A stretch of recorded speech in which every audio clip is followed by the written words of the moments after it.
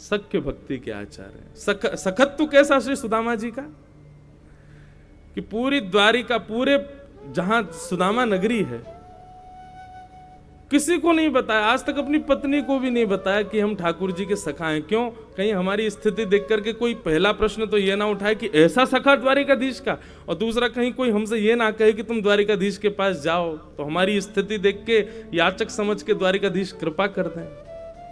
यहां व्यक्तियों की स्थिति ऐसी हो गई, अपनी गाड़ी पर लिखवा लेते हैं पूर्व विधायक और नीचे लिख देंगे उसके पड़ोसी। पूर्व विधायक और उसके भी पड़ोसी हैं हम, इतना भी बताना चाहते हैं हम, हमारे किससे संबंध है। मैं अपनी कथा में कहा करता हूं, आजकल सेल्फी का टाइम आ गया है, कोई भी प्रसिद्ध व्यक्ति दिखे सब लोग सेल्फी लेते हैं, पर वैष्णवों को चाहिए आपके सेल्फी लेने की सार्थकता तब हो, सूरदास जी की सेल्फी ठाकुर जी के संग ही मिलेगी, मीराबाई का चित्र ठाकुर जी के संग ही मिलेगा, तुलसीदास जी का चित्र ठाकुर जी के संग ही मिलेगा, कृष्णदास का चित्र ठाकुर जी के संग ही मिलेगा। हमारे चित्र दुनिया भर के संग मिलेंगे। भैया ये चित्र यदि लेवे की बहुत इच्छा है ना, तो बस ये मीराबाई आदि सब भक्तन की तरह हमारी स्मृति में भी ऐसा ही रहे कि हमारा चित्र ठाकुर जी के संग ही हो। अन्य किसी व्यक्ति से संबंध रखना और उसका फिर प्रकाश करना, सबको बताते रहना हमारा यहाँ से संबंध, ये हमारो इतनो घनिष्ठ, ये ऐसो ये ऐसो, क्यों? सख्य भाव ठाकुर जी के प्रति श्री सुदामा जी का, पर कभी प्रकट नहीं करते कहीं भी। ऐसा वर्णन आता है, एक सूक्ष्म कथा सुना के फिर मैं थोड़ा विराम लूंगा। हमारे मध्य में पूज्य श्री पुंडरीक गोस्वामी जी महाराज पधारे, आप श्री वृंदावन प्रस्थान करेंगे। अब ब्रजवासी इनको लेवे आए हैं तो पहले ही सब रास्ते तो क्लियर करवाएंगे कि कहाँ कहाँ से सब जाम है। और फिर हमारे पूज्य महाराज जी श्री जगन्नाथपुरी वाले महाराज जी, आपका भी भाव सबको आशीष श्रवण करना है। आज तो बंधुओं ये तो चर्चात्मक और भावात्मक कथा रहती है लाल जी के उत्सव में, बस यहाँ तो भाव चलते हैं, तो थोड़ी देर श्रवण करो, फिर हम कुछ पदावली गा करके ठाकुर जी की राजभोग आरती करेंगे। ठाकुर जी को सुदामा जी की स्थिति पता है,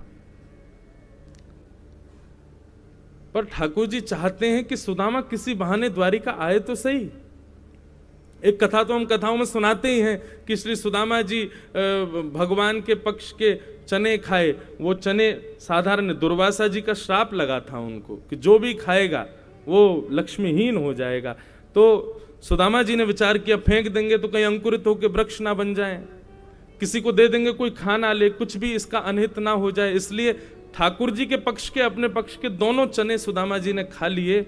और उसी वजह से ऐसा तो मैं कह देता हूं कथा में कि ये द्वारिका सोने की नगरी है ना, द्वारिका में इतना वैभव जो है ना, ये सुदामा जी की भेंट है द्वारिकाधीश को, या उनके पक्ष की लक्ष्मी विराजती है द्वारिका में।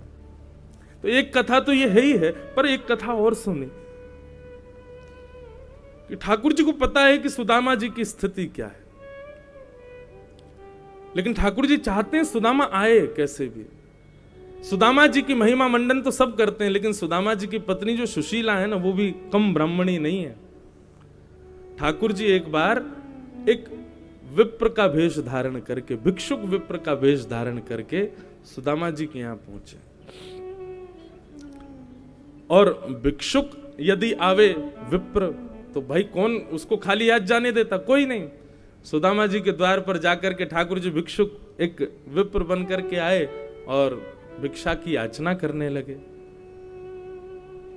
सुदामा जी की पत्नी द्वार पर आई, आकर के बोली, महाराज जी क्षमा करें, हमारे घर में सोवर लगे हैं, मैंने पुत्र को जन्म दिया है, इसलिए हमारे घर में सोवर हैं, मैं आपको कुछ नहीं दे पाऊंगी।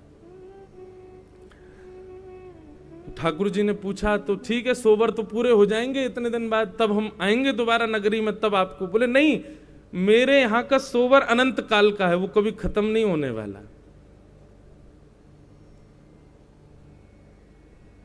भिक्षुक रूप में ठाकुर जी बोले, ऐसा कैसा सोवर है जो जीवन पर्यंत रहने वाला है? पत्नी कहती है कि हमने श्रीहीन पुत्र को जन्म दिया है। हमारे घर में श्रीहीनता है, और श्रीहीन पुत्र जब घर में जन्म लेता है, मतलब उनका कहने का भाव ऐसा था कि हमारे घर में श्रीहीनता है, कोई पुत्र ऐसा नहीं था, ये भाव नहीं समझना। वो कहना है अपने भाव को किसी अन्य भाव में बता रही हैं कि हमारे घर में श्रीहीन पुत्र ने जन्म लिया है और उसका सोवर तो अनंत काल तक रहेगा। तब वो विप्र बोले, अरे तुमको अंधेरे में रखा गया है, तुमको बातें बताई नहीं गई हैं, तुम जानती नहीं हो कुछ भी। सुशीला बोली, क्या बताना चाहते हैं भगवान? आपको पता है एक ही जोड़ी कपड़ा है मेरे पास में, मैं इसी में ही अपना पूरा जीवन व्यतीत करती हूँ। दुनिया के लोग ये भैया ये युगल कबूतर रोज कथा सुनते हैं, कौन है पता नहीं, लेकिन इनको प्रणाम है। ये कभी वहां बैठते हैं, कभी यहाँ बैठते हैं, और ये पूरी कथा में विराजे हैं। जय हो। और कहते हैं कि युगल यदि सुने तो निश्चित कोई भाव, अब सब बड़े जन बैठे हैं ये बताएंगे, लेकिन ये युगल रोज सुन रहे हैं, डेली, उत्सव में भी आते हैं रात्रि में। जय हो। बोलो द्वारिकाधीश की जय। तो मैं क्या बता रहा था? हाँ, तो बोले तुमको अंधेरे में रखा गया, तुमको बताया नहीं गया है। सुशीला जी बोली, क्या बात है बताओ। बोले आपके जो पतिदेव है ना, इधर देखो यहां देखो, आपके जो पतिदेव है ना, इनके सखा हैं श्री द्वारिकाधीश। भगवान ने स्वयं अपना परिचय जाकर के दिया सुशीला जी को, क्योंकि सुदामा जी तो बताते ही नहीं थे कभी भी। वो इतनी अंतर्निष्ठ भक्ति करते थे कि कहीं कोई मेरी स्थिति देख करके प्रश्न चिन्ह ना उठाए कि एक गुरु के दो शिष्य, इतना अंतर दोनों में। और ऐसा कैसा सखत्व कि कृष्ण पूरे विश्व को देते हैं, अपने मित्र को नहीं दे पा रहे, तो कहीं कोई ये प्रश्न ना उठा दे ठाकुर जी के ऊपर। इसलिए सुदामा जी मौन रहते हैं, बताते नहीं किसी को। और बंधु एक बात कहूं, संबंध प्रेम वो सबसे अच्छा जो गोपनीय रहता हो,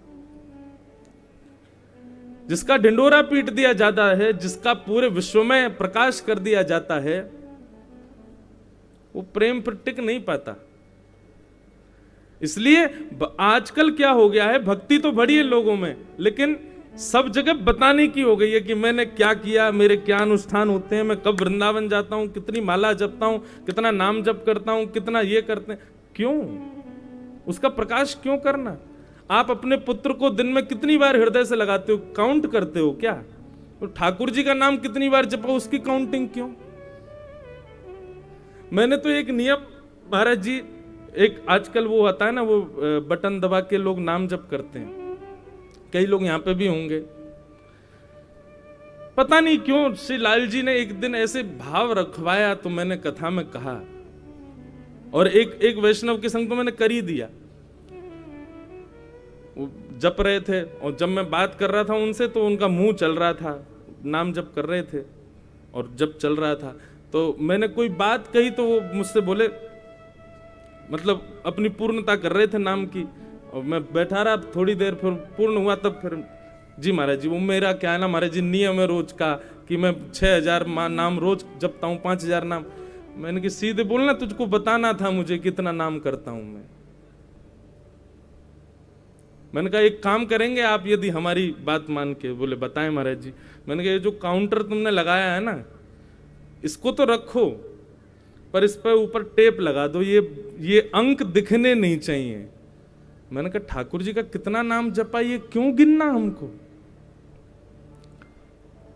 और अगर काउंटर रखा ही है ना अपने पास में, तो मैंने कहा इसको 0 कर लो, और अब के बाद इसको तब दबाना जब किसी के साथ कुछ बुरा करो, किसी को बुरा कहो, कहीं क्रोध करो, किसी के साथ कुछ अनहित करो, तब काउंटर दबाना, और 5 महीने बाद फिर देखना, हाँ भाई अब कितनी गिनती हुई इसमें। ठाकुर जी का नाम क्यों गिनते हैं? हम अपने प्रेम को क्यों गिन रहे हैं? और प्रेम संसार से कभी नहीं गिनते हम। ठाकुर जी के प्रति जो प्रेम है उसी को ही क्यों गिना जाता है, उसी की ही क्यों गणना की जाती है? कितने राजभोग करवाए हमने, कितनी बार ध्वजा चढ़वाई, हम कितनी बार द्वारिका जाते हैं, क्यों उसकी काउंटिंग होती है? नहीं, भगवत संबंधी प्रेम की कभी गिनती नहीं। ये सुदामा जी से सीखो। किसी को नहीं बताया कि मेरे मित्र, स्वयं ठाकुर जी ने आकर के बताया, तब सुशीला जी अपने पतिदेव सुदामा जी के पास गई, बोले आपके मित्र श्री कृष्ण द्वारिकाधीश हैं। सुदामा जी बोले नहीं, किसने कहा? बोले देखिए आप झूठ नहीं बोलते हैं, अपने नियम पर रहिए, कौन है आपके सखा?